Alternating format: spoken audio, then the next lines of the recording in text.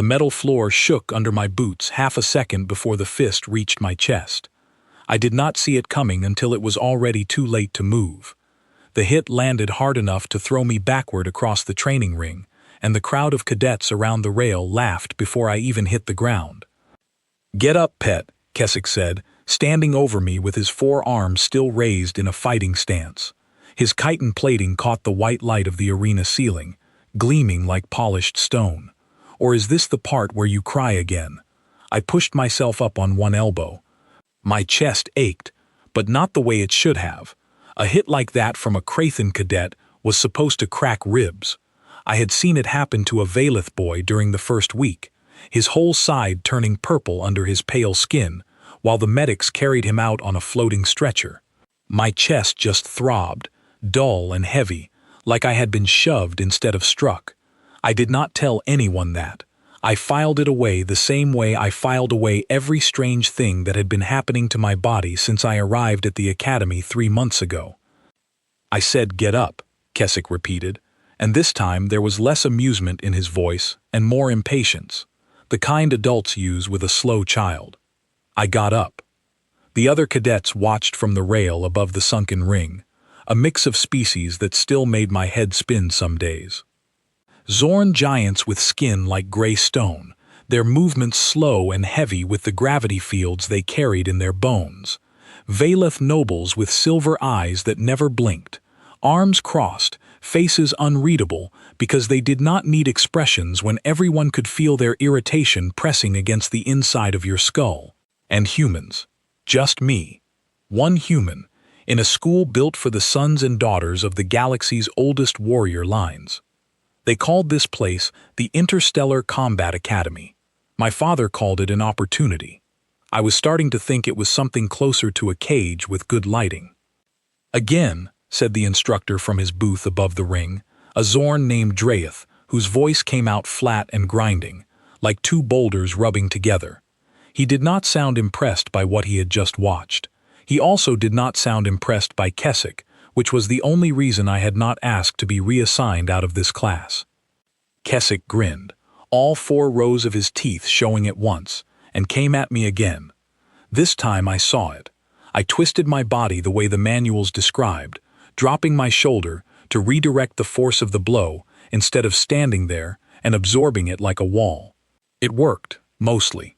His fist grazed my arm instead of my ribs, and I stumbled sideways instead of falling. "Careful," Keswick said, circling me now, enjoying himself. "Don't want to break the fragile one before the semester ends. Academy might run out of charity cases." Laughter rippled along the rail again. I heard someone say the word mascot. I heard someone else ask, not quietly enough, why they even let humans test into a combat academy when everyone knew our species had no natural weapons, no armor, nothing but soft skin and softer bones. I did not answer any of them. I had learned in the first week that answering only made it worse. So instead I planted my feet the way Dreth had taught us during orientation and waited for Keswick's next attack, because waiting was the only advantage I had left. He came in low, aiming for my knees this time, trying to end the match by putting me on the ground where I could not get back up before the timer ran out. I saw the strike a half second before it landed, some part of my brain calculating an angle and a speed that should have been impossible for me to track. I threw my arm down to block it. Bone met bone, his forearm, thick with natural plating, against mine, thin and human and supposedly breakable. Something in my arm should have snapped. I braced for the pain the way you brace before jumping into cold water. It never came.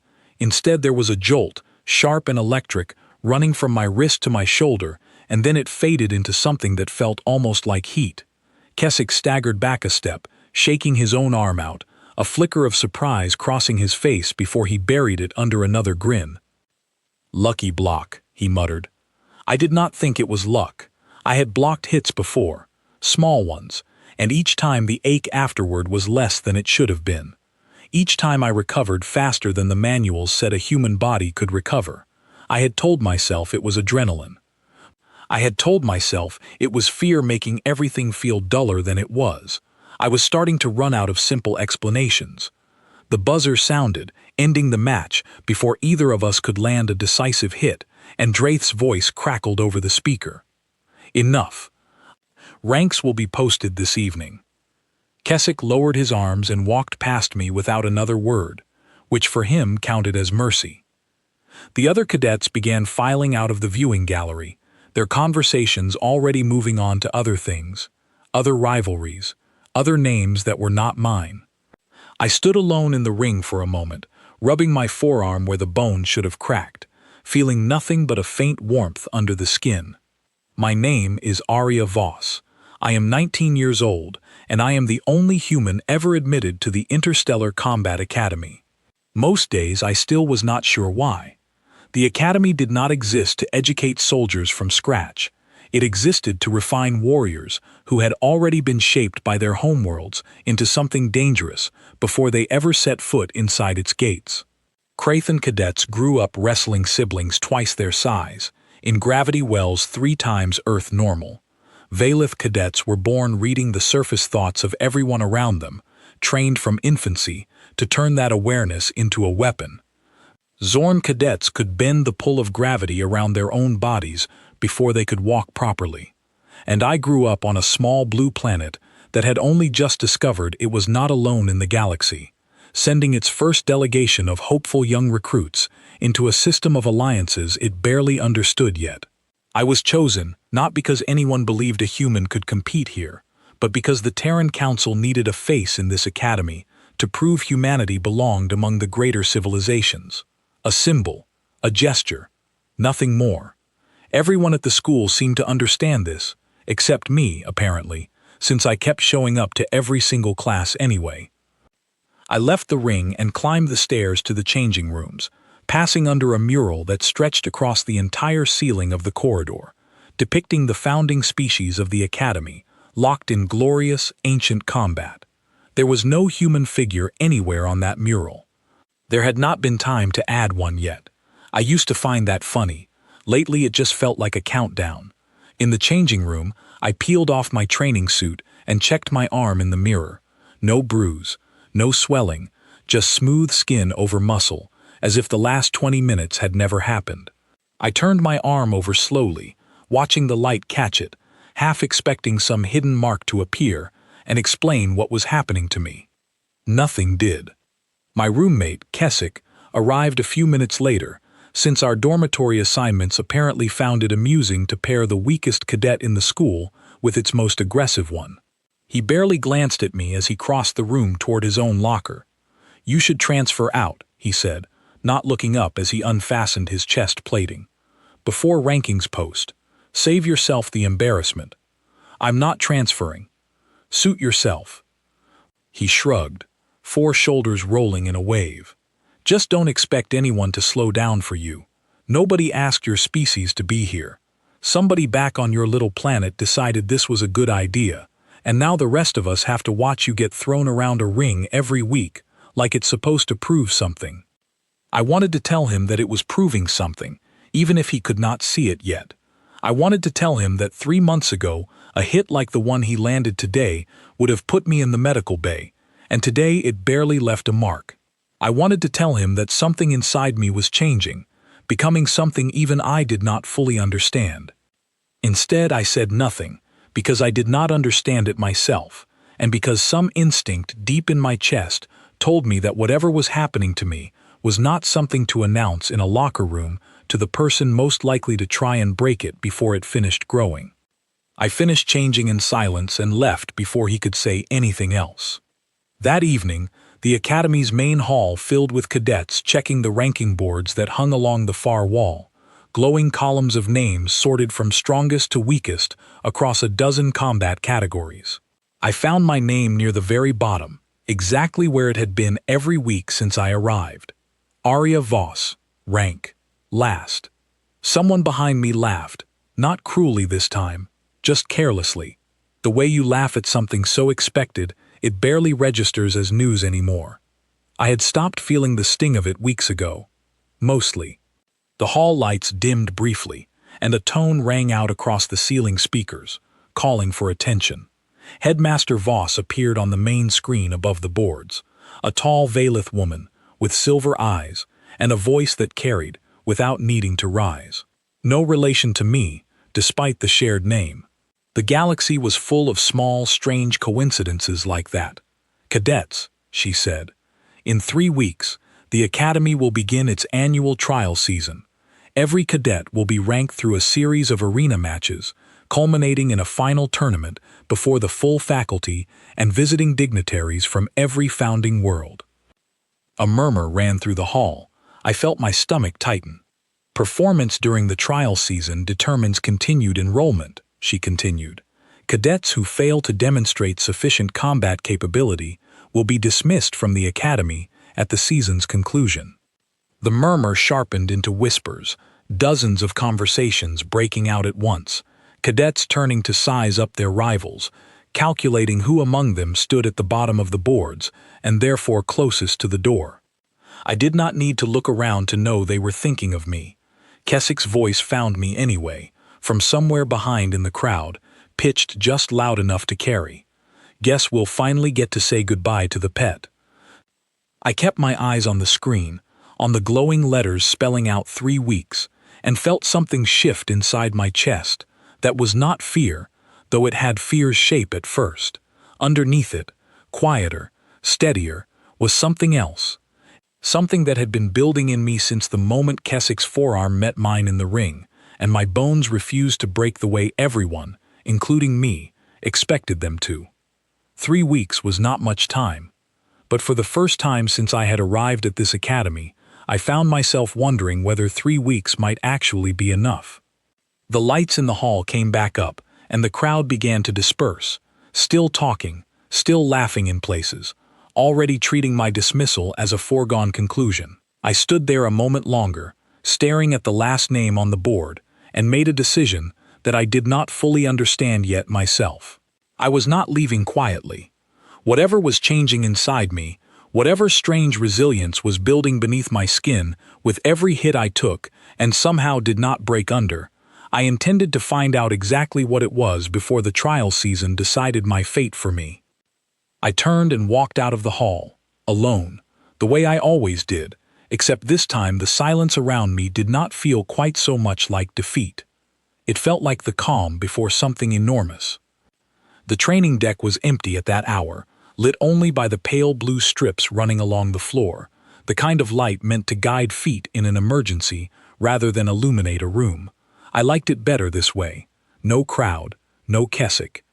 Just me, a practice dummy built to withstand a Krathen punch, and 3 weeks standing between me and the end of everything I had worked for since I left home.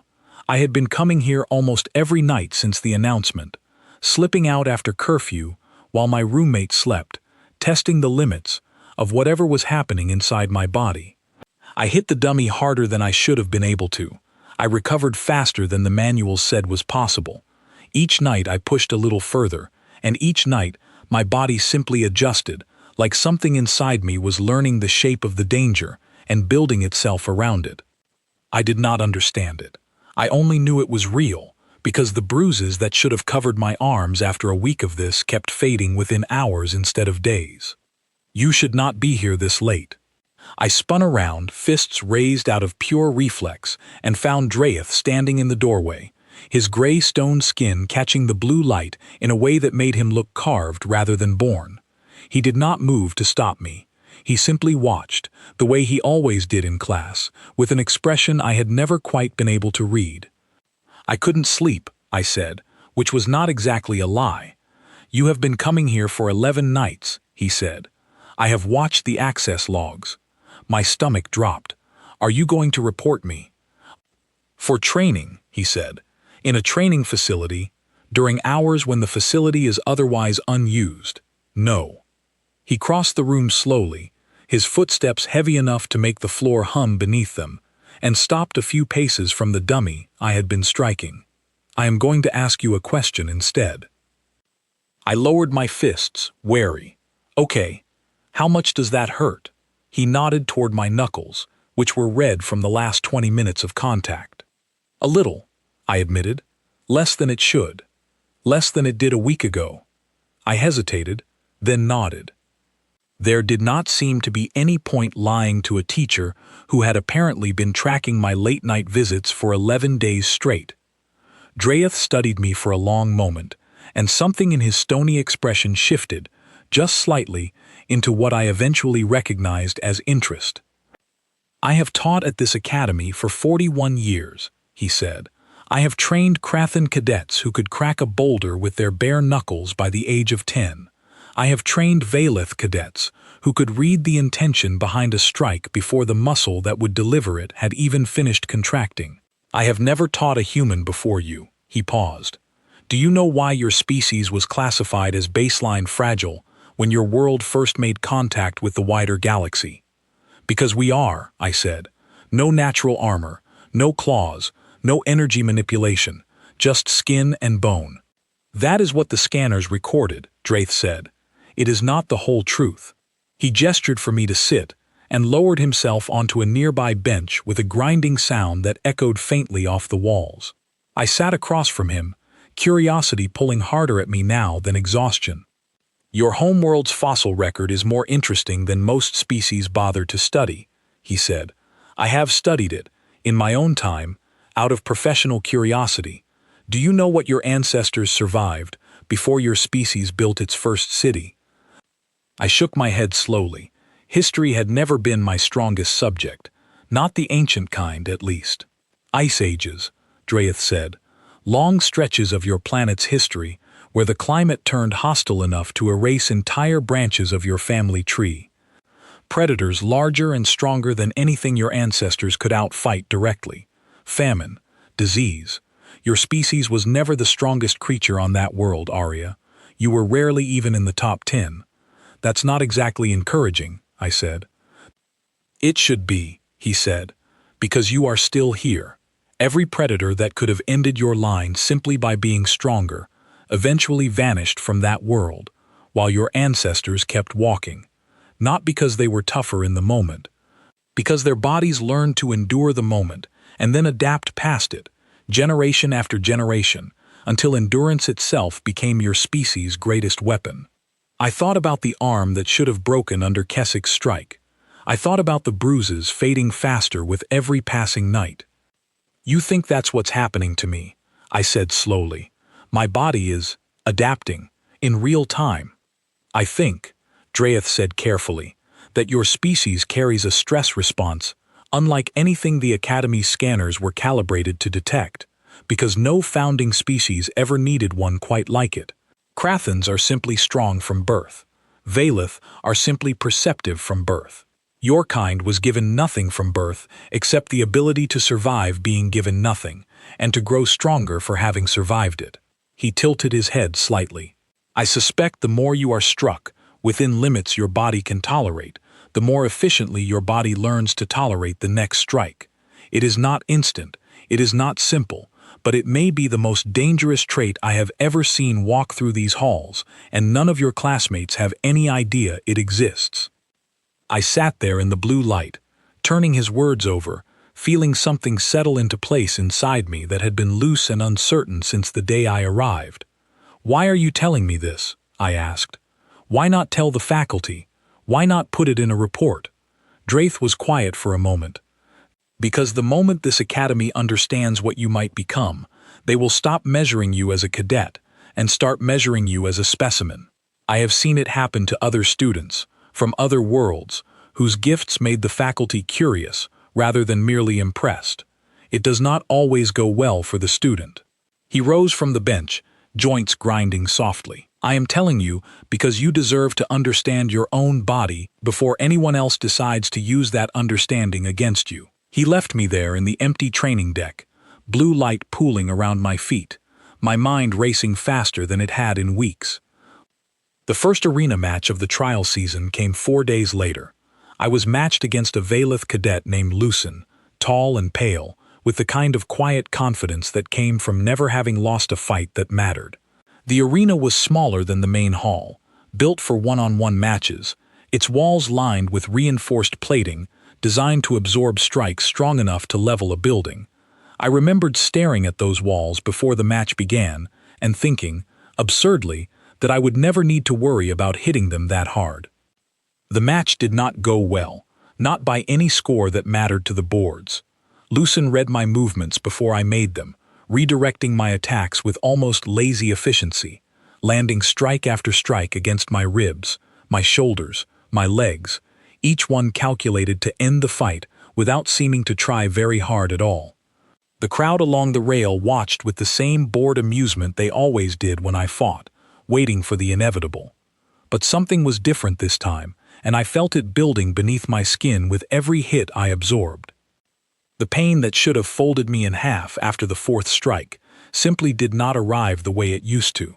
Instead, there was that same electric jolt I had felt against Keswick's forearm, sharper now, faster, and each time it faded a little quicker than the last, leaving behind something that felt less like injury and more like fuel. By the eighth exchange, Lucen was breathing harder than I was, a flicker of confusion crossing his usually serene face as he realized his strikes were no longer landing with the effect they should have. He came in for a finishing blow, aiming for my shoulder with enough force to end the match outright. I threw my arm up to block it, the same way I had against Keswick, bracing for the strike. This time, when bone met bone, it was Lucen who staggered back, his own arm hanging awkwardly at his side, a low sound of pain escaping him that drew a gasp from the crowd along the rail.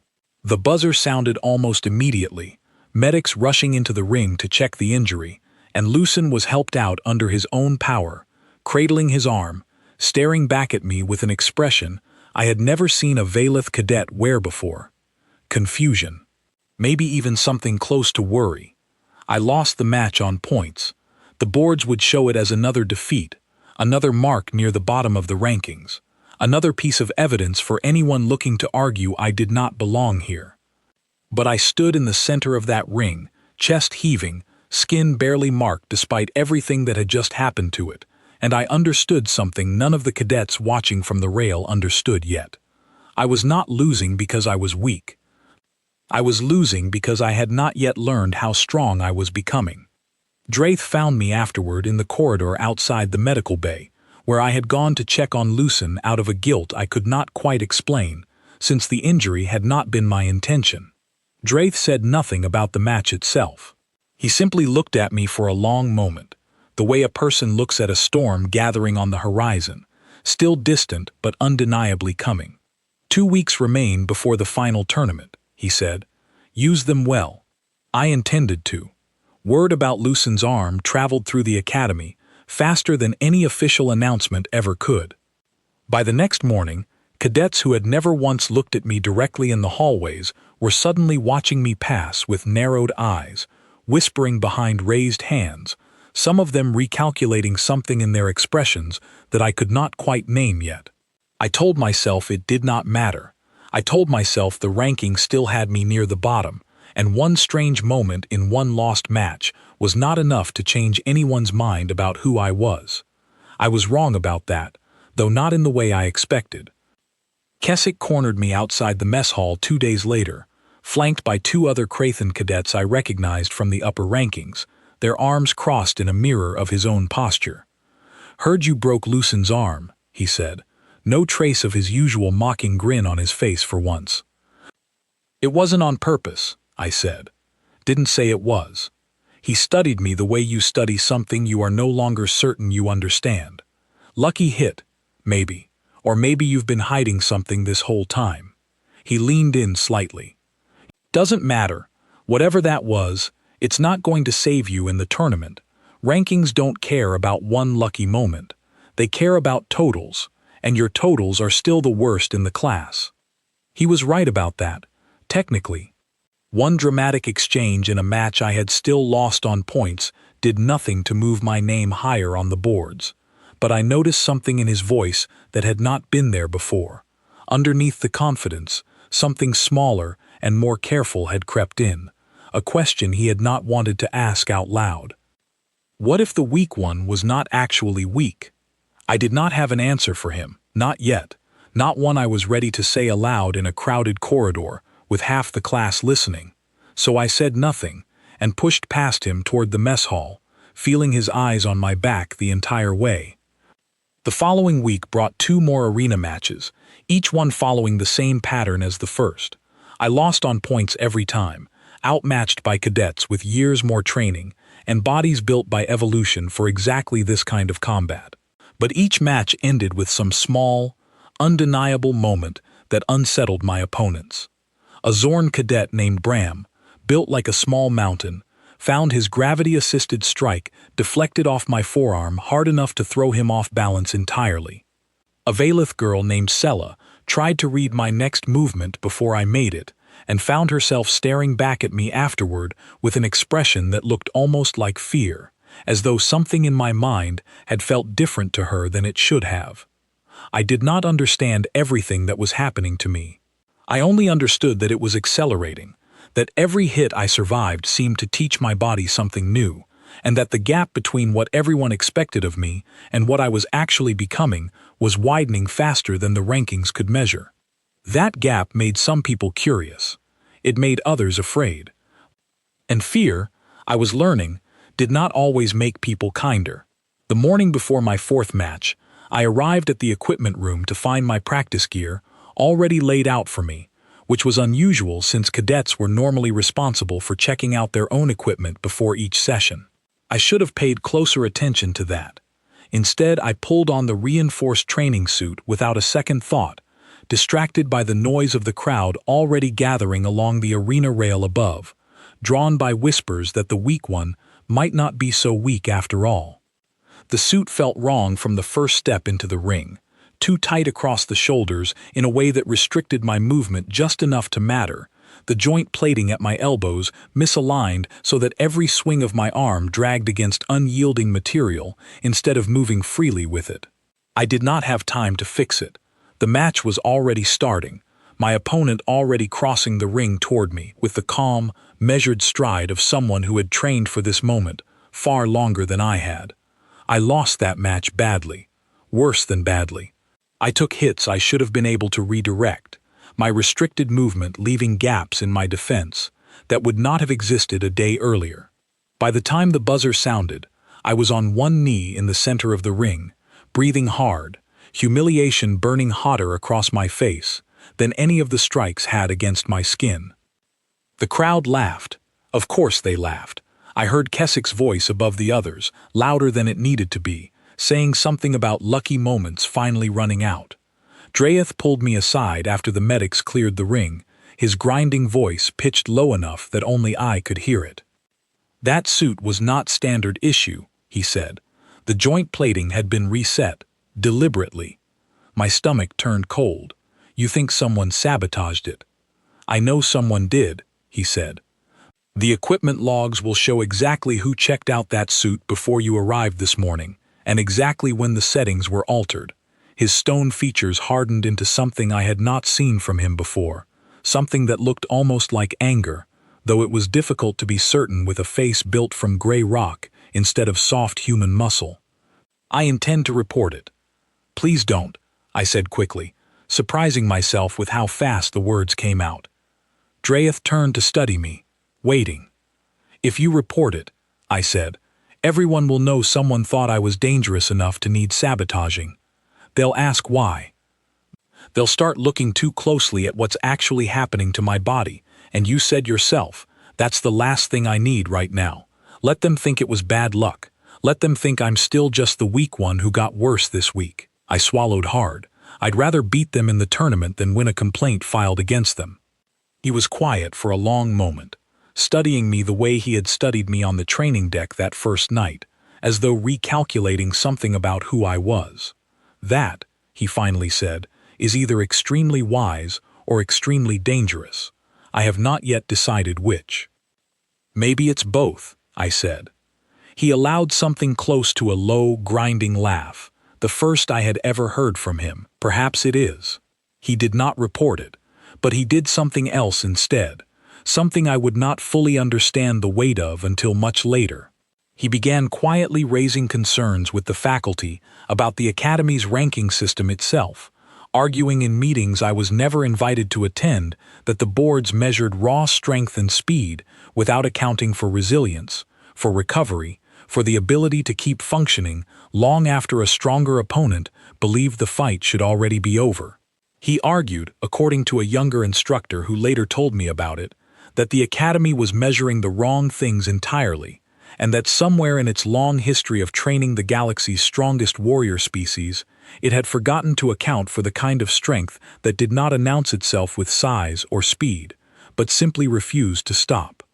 Most of the faculty dismissed him. A few, apparently, did not. I did not know any of that yet on the night before the final tournament, when the entire academy gathered in the main hall for the traditional pre-tournament assembly, a ritual meant to build excitement among the cadets and impress the visiting dignitaries who had already begun arriving from the founding worlds. I stood near the back of the crowd, as I always did, watching Headmaster Voss deliver a speech about honor and legacy and the strength of the academy's traditions, half listening, my mind still turning over everything Dreth had told me about my own body and everything that had happened in the ring over the past 2 weeks. Keswick found me again afterward, this time without his usual escort of Krathan allies, which surprised me enough that I actually paused to listen instead of walking away. "You've been different lately," he said, without any of the mockery I had come to expect from him. "Ever since the match with Lucen." "People keep saying that," I said carefully. "Because it's true." He studied me for a long moment, arms crossed, expression unreadable in a way that felt almost unfamiliar on him. "I don't know what you're doing differently, whether it's training or luck or something else, but I know what I saw when your arm met mine that first week, and I know I've never felt a hit rattle my bones quite like that one did, not from anyone your size." I did not know what to say to that, so I said nothing, waiting for whatever came next. "The whole academy is watching the tournament brackets," he said. "Everyone wants to know who they'll be matched against in the first round. I checked mine an hour ago." A slow, familiar grin began creeping back across his face, though something underneath it felt different now, sharper, less certain of itself than it used to be. "I'm matched against you, Voss." Something cold and electric ran down my spine, the same feeling I got right before a strike I had not quite seen coming yet. "I figured as much," I said, keeping my voice level. "Word spreading about what happened in your last few matches," Keswick continued. "Some people are starting to wonder if maybe the weak one isn't quite so weak anymore. I don't believe it, not really. I've trained my whole life for this. I was raised in gravity 3 times what your species can even stand upright in. My homeworld doesn't produce anything soft." He leaned in slightly, the old challenge creeping back into his voice, though it sounded, to my ears at least, just a little forced now, like a performance for the benefit of the cadets gathering nearby to listen. "So here's what I think. I think tomorrow, in front of the whole academy, in front of every dignitary who bothered to show up from every founding world, I'm going to prove that whatever happened in those other matches was luck, and nothing more. I'll bet you 30 seconds. That's how long I think you'll last against me before you're on the ground, same as always." A small crowd had gathered around us by then, drawn by the sound of his raised voice, cadets from half a dozen species leaning in to listen, some already murmuring bets of their own among themselves. I felt the weight of every set of eyes in that circle, some amused, some curious, a rare few I noticed, looking at me with something that was not quite mockery anymore. I thought about the ice ages Dreth had described. I thought about ancestors who survived worlds that offered them nothing, no claws, no armor, no easy strength, and somehow kept walking anyway, generation after generation, until endurance itself became a kind of weapon nobody else in the galaxy had thought to measure. I thought about every strike I had absorbed over the past 2 weeks, and how each one had left me a little less breakable than the one before it. 30 seconds, I repeated, letting the words settle in the air between us. 30 seconds, Keswick confirmed, grinning now. The old confidence fully returned, the crowd around us murmuring with anticipation. I held his gaze without flinching, feeling something steady and certain settle into place behind my ribs, a feeling I did not have a name for yet, though I would understand it completely by this time tomorrow. "Deal," I said. The crowd erupted into noise around us, cadets already trading predictions, already placing side bets on exactly how the match would unfold. Keswick turned and walked away with his usual swagger fully restored, already accepting congratulations from cadets who assumed the outcome was a foregone conclusion. I stood there a moment longer in the thinning crowd, my heart steady, my mind clear in a way it had not been since the day I arrived at this academy. Tomorrow, the entire school would gather to watch me lose in 30 seconds or less. I intended to give them something else to watch instead. The arena was full by the time I stepped through the tunnel and into the light. Every seat along the rail had been claimed hours before the match, cadets packed shoulder to shoulder, rows of visiting dignitaries seated in the reserved section near the front, their formal robes and ceremonial armor marking them as representatives of the founding worlds. Headmaster Voss sat among them, silver eyes fixed on the ring below, and beside her, unmistakable even at a distance, Dreth's gray stone frame stood near the instructor's box, still and watchful. I found his eyes across the crowd for just a moment before the match began. He did not smile, since I was not certain his face could form that particular expression. But he gave a small nod, barely more than a tilt of his head, and somehow that was enough to steady the last flicker of nervousness still sitting in my chest. Keswick entered from the opposite tunnel, to a wave of noise from the crowd, cheers and stamping feet, cadets calling his name, already certain of how this would end. He raised both sets of arms above his head, soaking in the attention, before dropping into his fighting stance at the center of the ring. I walked to meet him there, and the noise of the crowd fell away from me the same way it always did the moment a match began, narrowing my whole world down to the space between us. 30 seconds, Keswick said quietly, just for me, the grin still fixed on his face, though I noticed his weight had shifted slightly, his stance a fraction more careful than it had been in our first match 3 weeks ago. "We'll see," I said. The buzzer sounded. He came at me fast, faster than he had in our first match, all 4 arms working in a coordinated rush meant to overwhelm me before I could find my footing. I ducked under the first strike, felt the second graze my shoulder, and threw myself backward to create space, buying half a second to read the rhythm of his attack, the way Dreth had taught us in those very first weeks of orientation. A lifetime ago it felt like now. The crowd roared with every exchange, the sound washing over me in waves I barely registered anymore. 5 seconds in, Keswick landed a solid hit against my ribs, the kind of strike that should have folded me in half.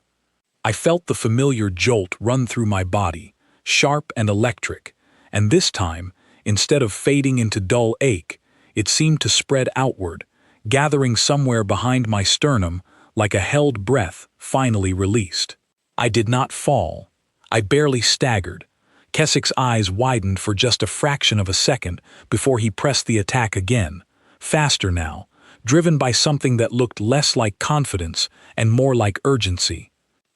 10 seconds in, I blocked a strike meant for my head, my forearm meeting his with a crack that echoed off the arena's reinforced walls. This time it was Keswick who staggered, shaking his arm out with a low grunt of pain, and the crowd's noise shifted, just slightly, murmurs of confusion threading through the cheers. 15 seconds in, I landed my first real strike of the match, catching him across the shoulder with a blow that should not have carried the force it clearly did, based on the way his whole frame rocked backward from the impact. The confidence in his expression cracked fully now, replaced by something rawer, something closer to the same uncertainty I had seen in Lucen's face weeks ago. 20 seconds in, he drove forward with everything he had, abandoning caution entirely, throwing a series of strikes meant to end the match through sheer overwhelming force. I felt each one land, felt the electric jolt building faster now with every impact, no longer fading between hits but stacking, layering, gathering into something enormous behind my ribs, a pressure that felt less like pain and more like potential, like a held spring compressing further and further with nowhere left to release. The crowd had gone almost silent by then, the earlier cheers replaced by a tense, uncertain hush, hundreds of eyes locked on a fight that was no longer unfolding the way anyone had predicted. 25 seconds in, Keswick landed his heaviest strike of the match, A full-force blow that drove me backward across the ring, my back slamming against the reinforced barrier wall that separated the fighting floor from the crowd above. I felt the impact travel through the wall itself, felt the whole structure shudder under the force of it, and for one suspended moment, I thought this was where it ended, 30 seconds nearly up, my back against a wall built to survive far worse than anything a human body should have been able to deliver. But the pressure building behind my ribs had nowhere left to go. Keswick came at me one final time, all four arms driving forward in a strike meant to end the match completely, and something inside me finally broke loose. Not my bones, not my resolve, but whatever last barrier had been holding back everything my body had been quietly building for the past 3 weeks. I felt it move through me like a current, down through my shoulders, into my arms, gathering into my hands as I caught his strike head-on and pushed back with everything that current carried. The sound that followed was not the sound of a body hitting a wall. It was the sound of the wall itself giving way. The reinforced barrier behind me cracked first, along a jagged line running upward from where my back had struck it, then split further as the force of the exchange drove through it a second time, and finally shattered outward in a shower of fractured plating and dust that sent the front rows of the crowd scrambling backward in shock.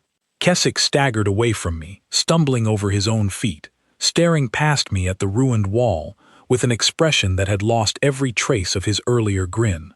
The buzzer sounded, marking 30 seconds exactly, though nobody in that arena was thinking about the timer anymore. Silence filled the space where cheering should have been, hundreds of cadets and dignitaries staring at the broken wall, then at me, standing in the center of the ring with dust settling around my shoulders, my chest heaving, my skin marked but unbroken, exactly the way it had been unbroken through every strike that came before it. I looked around at all of them, at the faces that had spent 3 months calling me weak, calling me a mascot, a charity case, a diversity gesture meant to make the academy look generous, without actually expecting anything real from me in return. Nobody was laughing now. Dreth stepped forward from the instructor's box, his grinding footsteps the only sound in the entire arena, and stopped at the edge of the ring, looking not at Keswick, not at the shattered wall, but directly at me, with something in his stone features that I had never seen from him before and would remember for the rest of my life. Something that looked almost like pride. Nobody moved for what felt like a full minute after the dust settled. The arena's emergency systems finally kicked in, sealing off the breach in the wall with a temporary energy barrier that hummed faintly behind me, casting a pale blue light across the ring. Medics rushed in from both tunnels, checking Keswick first, then turning toward me with hesitant caution, as though uncertain whether approaching me now carried some kind of risk they had not been trained to assess. I waved them off, my chest still heaving, my hands trembling not from pain, but from the sheer force of whatever had just moved through my body and out into that wall. I looked down at my own palms, unmarked, unbroken, and felt something settle inside me that I had been chasing since the very first night Dreth found me alone on the training deck. Understanding. Keswick sat where he had fallen, staring at the shattered barrier, then at me, then back at the barrier again, as though his mind could not quite reconcile what his eyes had just shown him. When he finally spoke, his voice carried none of its usual confidence. "That's not possible," he said, mostly to himself. "Nothing your size hits like that. Nothing your size survives what I threw at you." I did not have a clever answer for him. I was still working out the truth of it myself, so I only said the thing that felt most honest in that moment. "Maybe you were measuring the wrong thing," I said. He looked up at me, and for the first time since I had met him, I saw something in his expression that was not mockery, was not pity, was not the careless dismissal I had grown so used to over the past 3 months. It was something closer to respect, uncertain and unfamiliar on his face, but real. Headmaster Voss descended from the dignitary section with a measured, deliberate pace, the crowd parting around her as she crossed toward the ring, her silver eyes fixed on the ruined barrier, and then on me. Behind her came a cluster of visiting officials from the founding worlds, Murmuring among themselves in a mixture of languages the arena's translation systems struggled to keep pace with. "Cadet Voss," she said, stopping at the edge of the ring, "that barrier is rated to withstand a direct hit from Academy-grade combat equipment. It has never failed during a standard cadet match in the history of this institution." "I didn't mean to break it," I said, which was true, though even as I said it, I understood how strange the words sounded given everything that had just happened. "I am aware," she said, something unreadable moving behind her silver eyes, "which is, I suspect, precisely the point Instructor Dreth has been attempting to raise with the faculty for the past several weeks." I glanced toward Dreth, still standing at the edge of the ring, and he offered nothing more than the smallest incline of his head, an acknowledgement without explanation, leaving the moment entirely to me. Headmaster Voss turned to address the crowd still gathered along the rail, her voice carrying easily across the silent arena, without need of amplification. "This academy," she said, "has stood for over 200 years on the principle that strength takes many forms, drawn from the unique history of every founding world represented within these halls.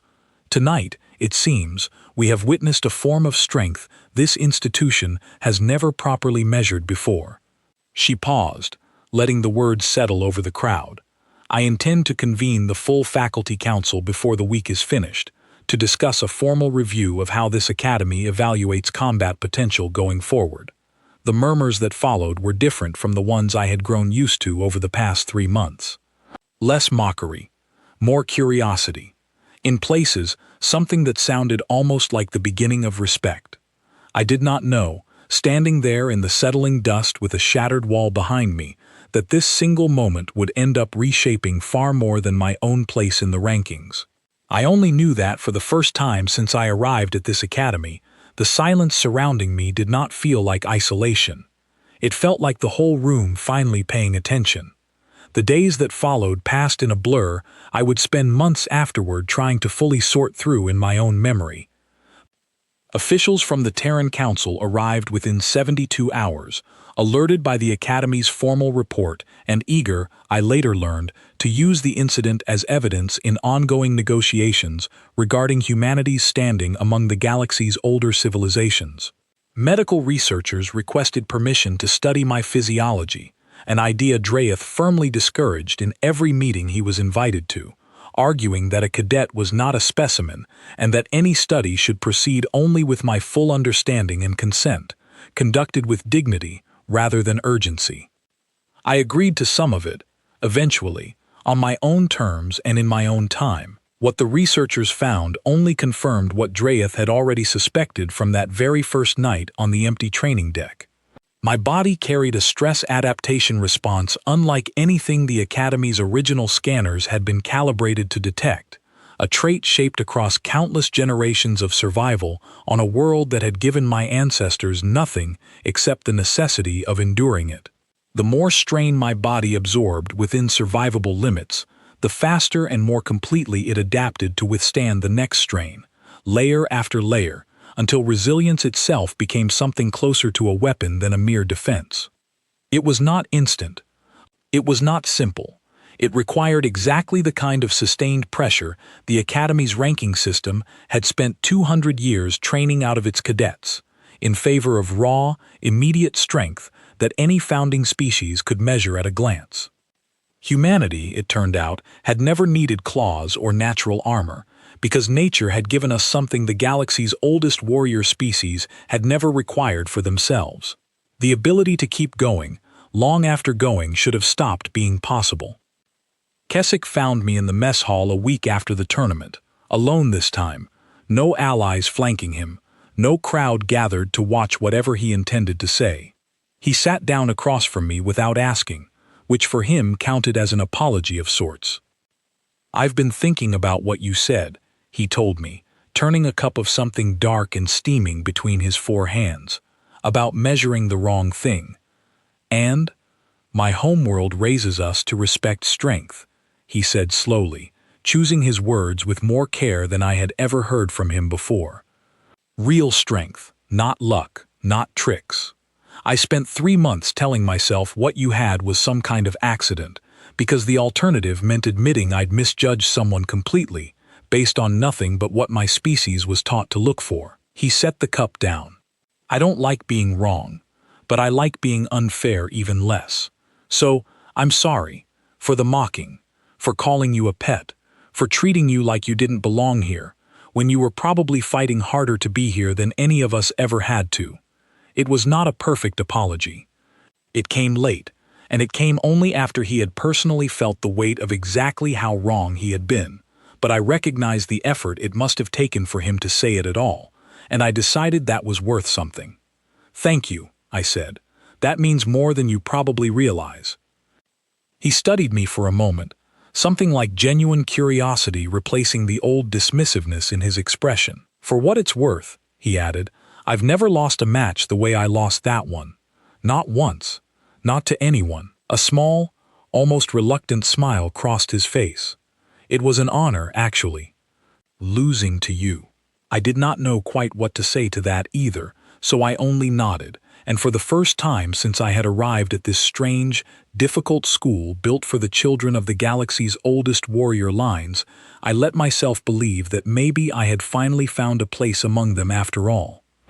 3 months later, the Faculty Council formally announced a revised evaluation system for the Academy, one that measured resilience, adaptability, and sustained endurance, alongside the raw strength and speed metrics that had defined the school's rankings for over 2 centuries.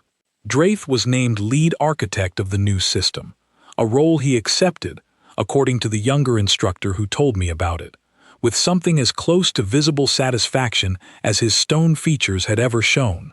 My name moved on the boards after that.